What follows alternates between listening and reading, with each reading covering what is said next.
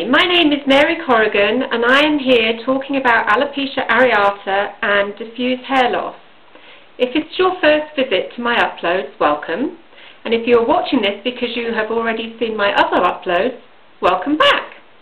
Just to recap, this was me 3 years ago, and 4 weeks after these photos were taken, I was 90% bald. However, I went on to successfully regrow my hair, and I want to share this experience with you. This segment is about supplements and how the use of them can help to sustain and support healthy hair growth. When I finally accepted that I had a problem with excessive hair shedding and alopecia areata, I also realised that I was not going to receive the help I was expecting. I decided to start investigating the area myself. My first thoughts were to look at what was required to establish healthy growth of hair. I then went on to include the following in my diet, resulting in successful hair regrowth in about 3 months. First of all, protein. This is essential in the diet as hair is predominantly made of keratin, which is a form of protein. When we regularly do not eat sufficient quantities of protein to maintain the body's requirements, it's likely that the body, in an attempt to conserve protein for essential functions, will put hair follicles into resting phase prematurely. This will ultimately result in excessive hair shedding a few weeks later. So if you follow a strict diet for a few weeks, you may not experience the side effects until after you come off it, generally about 3 months later. I do not recommend supplementing protein in any other form other than eating a healthy diet, preferably from good sources such as red meat, white meat, fish and dairy products. Water. Water taken in sufficient quantities will help to keep your hair hydrated, supple and contribute towards keeping it silky and shiny. In fact, water accounts for up to 25% of the weight of a single hair. So ensure you are drinking about 1.5 to 2 litres of water a day. If you are not used to consuming this volume of water, the easiest way to introduce it is to have a small glass every hour. Until your body gets used to this extra intake of fluids, you may initially be going to the loo a little more often, but this will settle down after a few days. L-lysine. This is an essential amino acid which plays a key part in the growth of hair. It is also often found to be in very low quantities in people suffering from low ferritin levels. Ferritin is something that I will talk about in more detail when I do a further upload on low iron and its effect on hair loss. However, interestingly, when a significant proportion of women on high iron and vitamin C supplements failed to achieve the required ferritin levels, once L-lysine supplements were added to the diet, these women went on to achieve their target ferritin levels and their hair volume subsequently increased. However, once the L-lysine supplement was removed from the diet again, hair shedding resumed within several months. So I would suggest taking 500 milligrams of L-lysine twice a day, once in the morning with breakfast, once in the evening with dinner. The next supplement would be vitamin C. This is responsible for the formation and maintenance of healthy collagen, and collagen is one of the proteins which constitutes the makeup of hair. Vitamin C also helps with the absorption of iron in the diet, and for this reason, if you are suffering from low iron levels, I would recommend a vitamin C supplement. 100 milligrams of vitamin C taken 3 times a day, once with each meal, would suffice. Magnesium B. Now on this occasion I would actually recommend a particular manufacturer called Vassen, which is spelled Wassen. I identified this particular supplement as it also contains B-complex vitamins, folic acid and biotin, as well as magnesium, and all of these are required for healthy hair growth. Plus it's all provided in 1 tablet, so it cuts down the amount of tablets you are ending up taking each day. This brand is readily available at chemists, pharmacies and health food stores. Take once a day.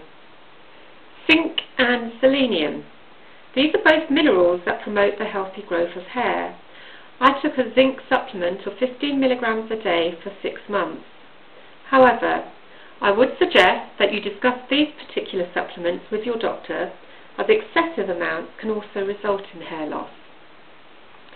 Aloe vera juice. This is very soothing and healing on the gut, which is one of the reasons I recommend it. If your gut is in tip-top condition, you will absorb nutrients more effectively. Please be sure when you buy aloe vera juice that you purchase it in its purest form. It is now available with many different things added to it, such as sugar and flavourings. In its purest form, it has little, if no taste, and a capful can be added to any cold drink without you even noticing it. It is available in any of the large health food shop retailers or any of the other companies that specifically deal with aloe vera products. Spirulina. I started taking spirulina last year primarily to ensure that I was achieving a good level of iron intake. Spirulina is an algae which is not only a very good source of iron but also a source of many of the daily vitamins, nutrients and minerals as well as amino acids required for optimum health. I'm currently using Hawaiian spirulina as it is grown without herbicides or pesticides in Hawaii. It is also dried in a unique way to help preserve the nutritional values of the algae. Spirulina is available in both tablet and powder form. I opted for the powder as I did not want to take any more tablets.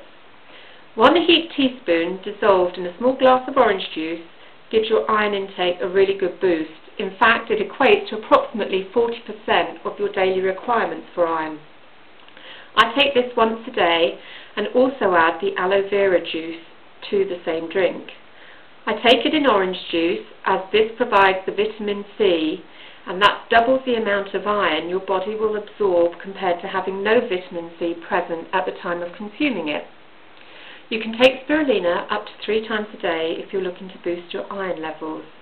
However, do remember that iron is very slow to be absorbed and it will take approximately 3 months to register an increase in any serum ferritin blood test. Also, as with any other iron-rich foods, ideally do not drink tea or coffee for an hour both before and after consumption to ensure the maximum absorption of the iron you've just intaken. Please follow my recommendations of when to take your supplements as it will influence the effectiveness of how they are absorbed. So just to quickly recap, 500 milligrams of L-lysine twice a day, once in the morning with your breakfast and once in the evening with your evening meal. Take 100 milligram tablet of vitamin C 3 times a day, 1 with each of your 3 main meals. Taken this way, it is more effective than taking 1 500 milligram tablet a day. Take magnesium, zinc and selenium once a day. I took these in the morning with the orange juice mixed with aloe vera juice and spirulina.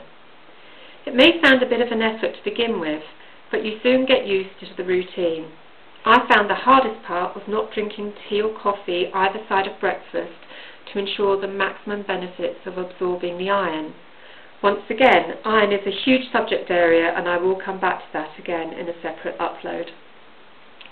Finally, if you do choose to go down this route, the very fact that you are doing something to try and increase your hair growth will make you feel better.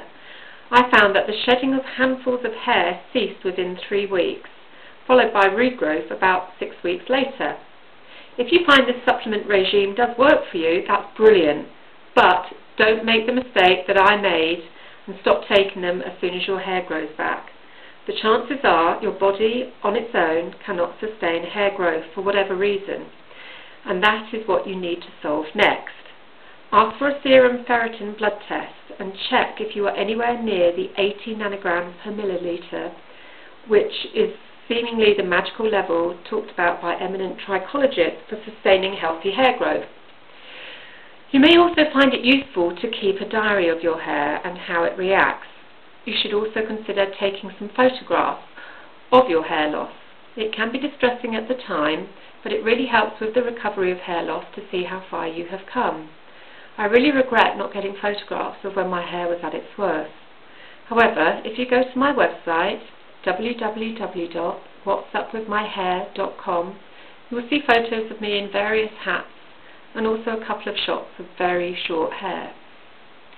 On the subject of the photos, again, this was me 3 years ago, and as I said, within 4 weeks I had lost 90% of my hair. I didn't get any photographs of me at my worst, but when my hair had grown back a bit, a few weeks, maybe 3 months later, it looked like this. So I had a short but all over coverage of hair.